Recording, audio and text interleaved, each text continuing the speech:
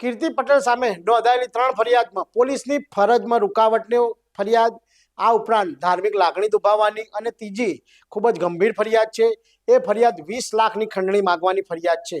આ 3 ફરિયાદ એક જ અઠવાડિયામાં જૂનાગઢ જિલ્લામાં નોંધાઈ છે।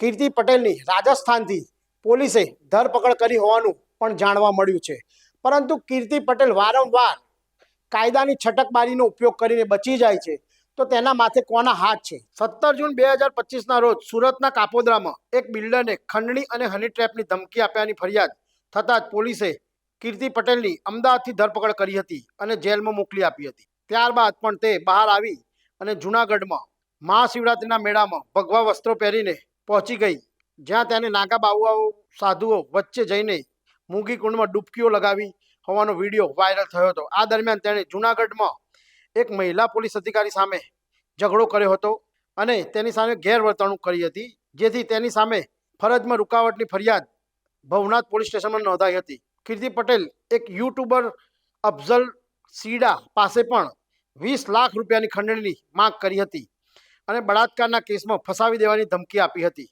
ત્યારબાદ યુટ્યુબરે દવા પીને આપઘાતનો પ્રયાસ કર્યો હતો। પોલીસે કીર્તિ પટેલ, દિવ્યા સાવલાણી, જસપાલસિંહ, હનુ ચાવડા, વિરમ મેવાડા સામે ગુનો નોંધ્યો હતો। આટલેથી જ નહીં અટકતા કીર્તિ પટેલે ઇન્દ્ર ભારતી બાપુ સામે પણ ગંભીર આક્ષેપો કર્યા હતા।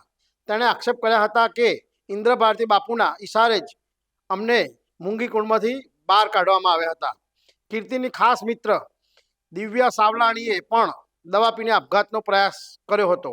તેણે આક્ષેપ કર્યો હતો કે પોલીસે તેની સામે અફઝલ સીડાના ઈશારે ગુનો દાખલ કર્યો હોવાનું ચર્ચાઈ રહ્યું છે। કીર્તિ પટેલ સામે લોકોના ઘર પડાવી લેવા અને ખંડણી સહિતના ગંભીર ગુનાઓ નોંધાયા છે। આ ઉપરાંત આત્મહત્યાના પ્રયાસના ગુના પણ કીર્તિ પટેલ સામે નોંધાયા છે। તેમ હોવા છતાં કીર્તિ પટેલને કોના આશીર્વાદ છે અને કીર્તિ પટેલ કેમ બચી જાય છે તે લોકોમાં ચર્ચાનો મુદ્દો બન્યો છે।